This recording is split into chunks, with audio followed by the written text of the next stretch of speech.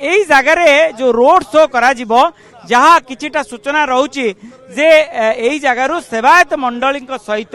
रथ निर्माण जो जगार करा जाउची श्रीनगर सम्मुख रथ खळारे सेही स्थान रे किछि समय रथ खळारे आपणकर विश्वकर्मा महाराणा माने जो रथ निर्माण करूचंती से रथ निर्माण किछि समय किभଳି भाबे रथ निर्माण करूचंती जो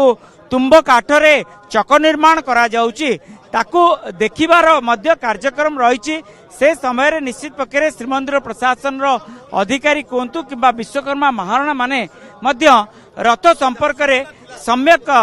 निश्चित सूचना देबे। कारण आज भी मन पड़े जितेबाला कोरोना समय रे रथ यात्रा बंद होगा जाऊला से समय से एक्सक्लूसिव दृश्य आबे देखौछु किभଳି भाबे नरेंद्र मोदी आसिले एवं मंदिर भितरे प्रवेश करिवे एवं साथी रे रहिचंती जयंत कुमार षडंगी जे कि पुरीर विधानसभा प्रार्थी एवं पुरीर विधायक। कारण जेतेबेले नगरपाल रहितिले से समय रे स्वागत करथिले जयंत कुमार षडंगी 2016 मसिया रे आज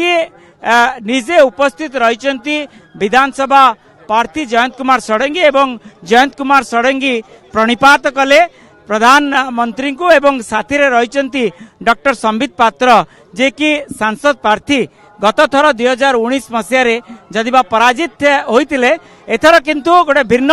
मोड़ आसुची जे गोटे परिवर्तन जेतेबेले हावा बहुची केवल पुरी रे नुह पूरा ओडिसा रे से समय रे निश्चित पक्षे आपण देखंतु अरुण स्तंभ निकट रे प्रणिपात करी दीपदान करूचंती एवं साथी रे रहिचंती मधुसूदन सिंगारी एवं डॉक्टर संबित पात्र पुरीर विधायक एवं विधानसभा प्रार्थी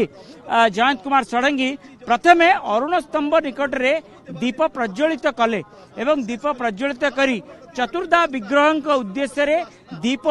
प्रदान कले एवं मधुसूदन सिंगारी को ही प्रदान कले एवं मधुसूदन सिंगारी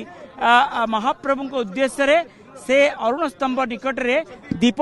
को रखिले एवं ए दृश्य सारा विश्व रे देखुवा निश्चित अगणित जगन्नाथ प्रेमी भक्त निश्चित पक्षे आचंबित हो जाउथिबे। जगन्नाथंकर जड़े परम भक्त हिसाब रे किभଳି भाबे जेतेबेले प्रणिपात कले प्रथमे श्रीमंदिर सम्मुख रे पहुंचले प्रणिपात करी अरुण स्तंभ निकट को आसिले एवं निश्चित जयंत कुमार षडंगी को किसी सम्यक सूचना देले एवं निश्चित जयंत कुमार षडंगी जे कि यात्री पंडा राजस्थान रो पंडा से निश्चित श्रीमंदिर संपर्क रे श्री जगन्नाथ संपर्क रे निश्चित अनेक सूचना देबे।